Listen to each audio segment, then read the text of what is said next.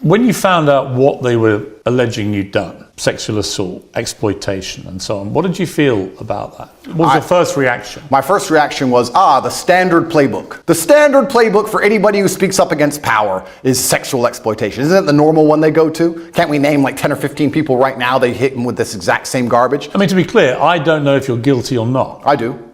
Sure, you're perfectly entitled to say that, and you know, right? Of course I know. But I don't know, and I will await any trial that comes to see what comes out in the trial and see what happens, right? So I'm not going to prejudge the trial. I'm not going to judge you and say, I think you're guilty. I don't know, right? We are where we are. You've been charged with serious crimes, and it's likely you'll face a trial, and we'll see how that all plays out, obviously. Going back to jail, how were you treated by other people?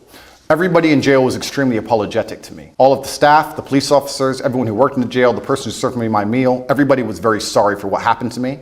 They made it very clear they knew it was garbage, and they were apologetic. That was the only vibe I could give you. They were kind of like, listen, you got too big. I'm sorry.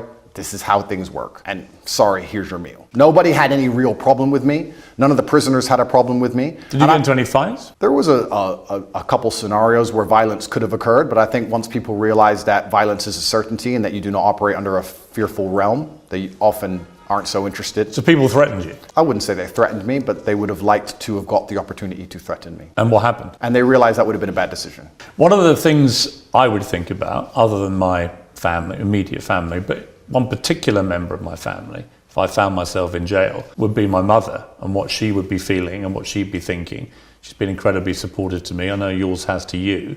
Did you think about your mother? I was extremely concerned for her. I was concerned because the media establishment were hounding her. She was obviously very worried, but she knew she raised strong sons. But we're her number one protectors, and I was concerned for her. I wasn't concerned for myself in jail. I didn't even suffer in jail as much as I did when I got out. I didn't have nightmares in jail. I had nightmares once I left jail. I was in the middle of a battle. I don't think you get PTSD while you're fighting. You get it afterwards. I was in the middle of a battle trying to make sure that everybody I love and care about is taken care of and trying to make sure that bills are paid. Please understand, the day I was arrested, which is a year ago, every single bank account I have was frozen. All of my assets were taken. I haven't had a dollar of money since January. 10 cars taken, I think. 15. 15 cars and how many properties? 15 cars, 6 properties, 20 diamond watches, gold bars, cash, land, every single bank account, millions and millions and millions of dollars. What was the total value of everything they seized? 16, 17 million. Pounds? Yeah. And they took all of it. And I still don't have access to any of these things. I mean, as we're doing this interview, you're expecting to hear sometime today as to whether you may get those possessions back. Is it all or nothing? Do you get it all back or nothing? Correct. As we sit here, the judge is deciding whether I get all of my items returned or I get none of them returned. And truthfully, under the law, I should have never had them taken in the first place.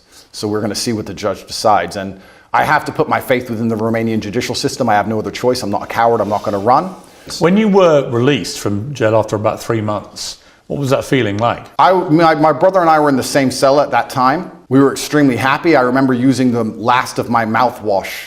During the day, I had some rituals to keep me sane, and I'd enjoy 1 swig of mouthwash a day. It's amazing how bored you get when you're staring at cockroaches, and even that sensation was So there were literally cockroaches in your cell? Correct. There was an infestation. We did our best to kill as many as we could. It kept us entertained, but they're annoying to sleep with. But mouthwash was something I enjoyed every day. The sensation of mouthwash made me happy, and I remember using all of my mouthwash. And then instantly, my brain started turning to all of the things I need to do. I'm a man, I have responsibilities. For 93 days, I wasn't working. I started concerning myself with, okay, I'm about to get out of jail, thank God. I'm gonna leave.